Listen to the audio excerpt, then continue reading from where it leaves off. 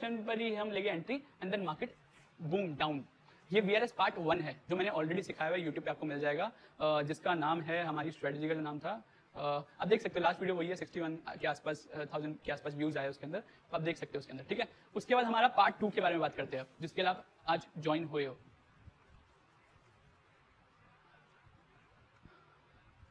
ठीक है, तो पहला पॉइंट जो इसके अंदर मैं ऐड करूंगा वो करूंगा RSI।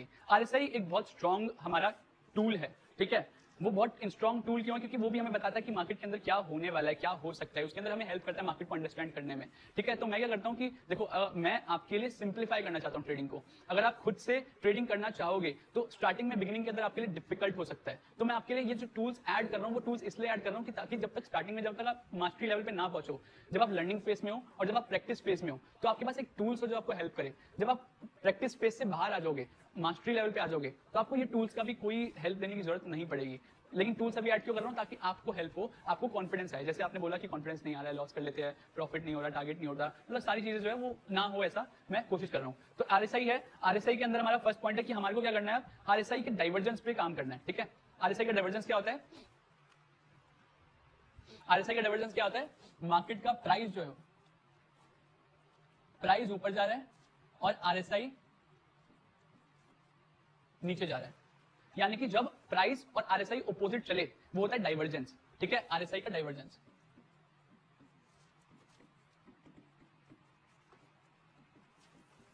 तो मैंने बोला था कि R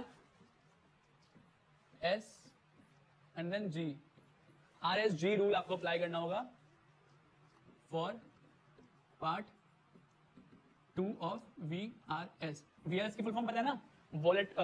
volatility reversal strategy. Volatility reversal strategy, यानी कि हम रिवर्सल स्ट्रेटजी है ये ट्रेंडिंग स्ट्रेटजी नहीं है। ट्रेंड मार्केट के अंदर काम नहीं करती है, रिवर्सल में काम करती है। मार्केट ऊपर खुलेगी हम सेल करेंगे, मार्केट नीचे खुलेगी हम बाय करेंगे, ठीक है। अभी आपको दिखाऊंगा जब एग्जांपल्स, तो आपको समझ आएगा, मजा आएगा, ठीक है। तो प्राइस ऊपर जा रहा है और RSI नीचे जा रहा है, इसका मतलब डाइवर्जेंस है, यानी कि प्राइस और RSI ऑपोजिट वर्क कर रहे हैं। और ऐसे सिनेरियो के अंदर क्या होता है वो देखते हैं।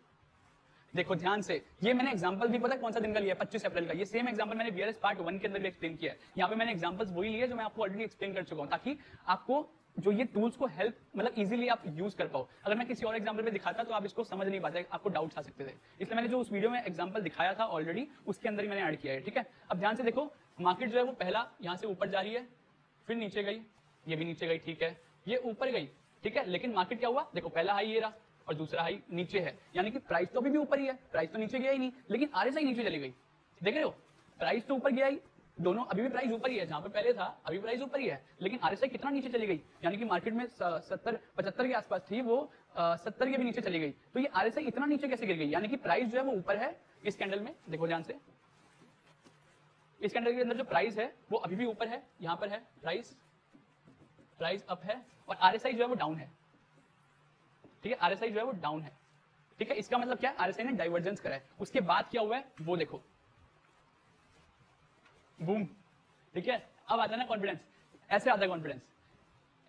एज ढूंढो, स्ट्रेटजी के अंदर एज ढूंढो। ये तो कुछ भी नहीं है, ये वो स्ट्रेटजी मैं आपको भाई फ्री ऑफ कॉस्ट दिखा रहा हूँ, ठीक है। ये कुछ भी नहीं है, आपको क्या बोल रहा हूँ। इसके अंदर कितना मिला है? 1:10 का रेशियो मिला है, जिसके अंदर हमें कितने पॉइंट का स्टॉप लॉस है? 35-36 पॉइंट का स्टॉप लॉस, ठीक है। और उसके अंदर हमारा टारगेट है 370 पॉइंट का। अब देखो, अगर हमारी स्ट्रेटजी के हिसाब से आप चलते तो यहाँ पर ही हमारा टारगेट हिट है, लेकिन अब यहाँ पर RSI ने क्या आपको हेल्प करी कि आपको हेल्प करी कि यहाँ तक तो आप रुक सकते हो, ठीक है।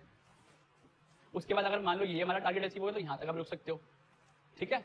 तो RSI ने आपको और हेल्प कर दी रुकने के लिए। इसके अंदर भी और चीजें हैं, ये अभी कॉन्फिडेंस दिखा रहा हूँ मैं आपको कि आपको मैंने ये वाला रूल बताया था। देखो, पहला रूल अप्लाई हुआ, तीनों कैंडल जो बाहर है, बॉलिंजर बैंड के बाहर है, ठीक है। प्रीवियस चलते हैं, यहाँ पर समझाऊंगा। तीनों कैंडल बॉलिंजर बैंड के बाहर है, फर्स्ट रूल अप्लाई हो गया। पहला कैंडल जो है वो हमारा बड़ा है, 30 पॉइंट से बड़ा है, ठीक है, स्टॉप लॉस बड़ा हो जाता है। इसके चक्कर में मैंने क्या करा, फोर्थ कैंडल ने हमारे को रिजेक्शन दी। यहाँ पर हमारी जैसे रिजेक्शन आई 50%, इस कैंडल का 50% ये है, तो फोर्थ कैंडल ने रिजेक्शन दी। रिजेक्शन देते ही हमने यहाँ पर एंट्री करी और यहाँ पर हमारा हो गया स्टॉप लॉस। और जैसे ही हमारी एंट्री हो गई यहाँ पर, market boom and then market में ये हुआ 1:10 का रिस्क रिवॉर्ड रेशो मिला। छोटे से स्टॉप लॉस पर हमारे को इतना बड़ा टारगेट मिला। उसके साथ साथ यहाँ पर कॉन्फिडेंस कैसे बढ़ा? क्योंकि RSI ने डाइवर्जेंस भी दे दिया। तो हमारी पूरे रूल्स जो थे VRS पार्ट 1 के वो सारे अप्लाई हुए। साथ ही साथ RSI ने मुझे और हेल्प करी, कॉन्फिडेंस दिया कि हाँ, यहाँ पे RSI डाइवर्जेंस भी है। इसका मतलब ये है कि मार्केट यहाँ से गिर सकती है और मार्केट वहां से गिरी भी। अब सेकंड पे चलते हैं। यहाँ पे RSI डाइवर्जेंस हुआ, ये सेकंड एग्जांपल है 23 अप्रैल का, एक ही दिन पहले, 2 दिन पहले का ले लिया मैंने, ठीक है, ताकि आपको और आसानी हो जाए। ये भी एग्जांपल मैंने समझा था VRS में। पहली 3 कैंडल बाहर है 5 मिनट की, है या नहीं है? यस और नो कमेंट सेक्शन के अंदर लिखो, यस इन कमेंट सेक्शन, बाहर है या नहीं है? कमेंट करके बताओ यस और नो, बाहर है या नहीं है?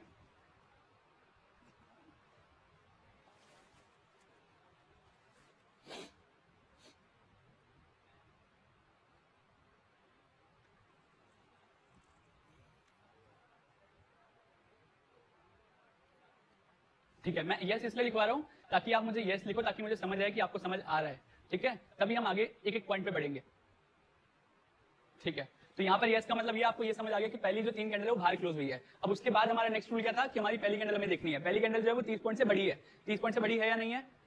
बड़ी है, हाँ 38 पॉइंट की, यानी कि 30 पॉइंट से बड़ी है, यानी कि हम क्या वेट करेंगे? हम रिवर्सल का वेट करेंगे, मार्केट वापस आएगी, रिजेक्शन देगी 50% से। तो इस कैंडल का 50% क्या है? इस कैंडल का 50% क्या है? ये। ठीक है, तो ये हमारा 50% है। तो मार्केट नीचे गई, मार्केट ऊपर आई या नहीं? मार्केट ने रिजेक्शन दिया, और जैसे ही मार्केट ने रिजेक्शन दिया यहां मैंने कर ली एंट्री, और ये हमारा हो गया स्टॉप लॉस। उसके बाद हमारा टारगेट क्या है? पहला टारगेट हमारा ये था, दूसरा टारगेट हमारा ये वाली नीचे वाली लाइन थी या नहीं थी? लेकिन यहां पर ध्यान से देखोगे अगर आप, तो यहां पर तो लाइन हमारी अचीव हुई नहीं है, टारगेट अचीव हुआ ही नहीं है, तो यहां से तो मार्केट रिवर्स कर गई। ये हमारा जो तीसरा पॉइंट था ना जी, ये वाला आर हो गया हमारा। ठीक है, अभी हमारा एस भी रहता है, उसके बाद जी, जो जी पॉइंट है और एस पॉइंट है ये आपको हेल्प करेगा एग्जिट करने में। ठीक है, अब यहां पर समझते हैं, 3 कैंडल बाहर थी, हमारे को एंट्री यहां मिल गई, एंट्री मिलने के बाद हमारा फर्स्ट टारगेट ये अचीव, सेकंड टारगेट अचीव। अब इसके अंदर आरएसआई देखते हैं वो कैसे काम कर रहा है उसमें।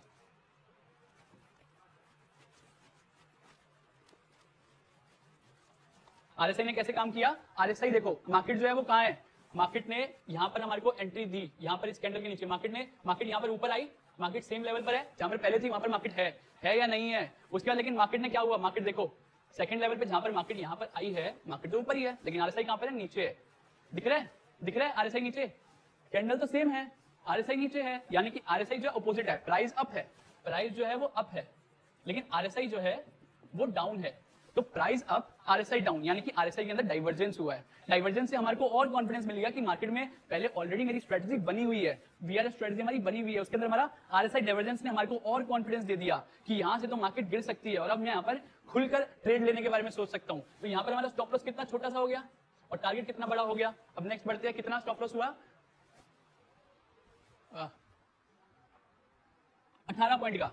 ये कैंडल थी हमारी 30-40 पॉइंट की, अब हमारा स्टॉप लॉस कितना हो गया? 18, मात्र 18, 19 मान लो, 20 मान लो, 20 का स्टॉप लॉस इन निफ्टी, 20 का स्टॉप लॉस, 20 पॉइंट का, 18 वैसे तो मैं फिर भी आपके लिए बोल रहा हूँ 20 पॉइंट, 2 पॉइंट और बढ़ा देता हूँ। ठीक है, मार्केट को गिफ्ट। ठीक है, तो 20 पॉइंट के स्टॉप लॉस पर हमारे को कितना अचीव हुआ है? हमारे को कितना अचीव हुआ है? 1:12 का रिस्क टू रिवॉर्ड रेशियो, 1:12 का रिस्क टू रिवॉर्ड रेशियो, यानी कि हमें 219 पॉइंट का टारगेट अचीव हुआ है, 219 पॉइंट का टारगेट। और ये वो स्ट्रेटजी मैं आपको ऑलरेडी सिखा चुका हूं। पहला हमारा यहाँ पर टारगेट अगर यहाँ पर भी अचीव होता है, अगर आप यहाँ पर भी निकल जाते हो फर्स्ट टारगेट पे, 50% टारगेट अचीव हो गया है, आपने 50% क्वांटिटी हमने एग्जिट कर दी, अगर ये भी कर दी तो आपने 100 पॉइंट कमा लिए। आपने अगर मान लो डिवाइड कर दो 1:12 को, यानी कि 1:6 आपने फर्स्ट टारगेट में कमा लिया। ये पावर है इसकी स्ट्रेटजी की। ठीक है, ये पावर है वीआरएस स्ट्रेटजी की। आपने 1:6 पहले एंट्री पे कमा लिया, सिर्फ पहले टारगेट पे, एंड देन सेकंड टारगेट तक आपने 1:12 का risk to reward ratio achieve कर लिया। अब यहां पर निकलना कैसे वो भी बताऊंगा अभी, डोंट वरी, पूरा अच्छे से एक्सप्लेन करूंगा। मैंने बोला था वीआरएस पार्ट 2 के अंदर आपको पूरी क्लियरिटी हो जाएगी। ठीक है, समझ आ रहा है या नहीं, मजा आ रहा है या नहीं, कमेंट्स करके बताओ। यस करो कमेंट्स के अंदर। बॉलिंजर बैंड की सेटिंग नॉर्मल रहेगी, जो नॉर्मल है।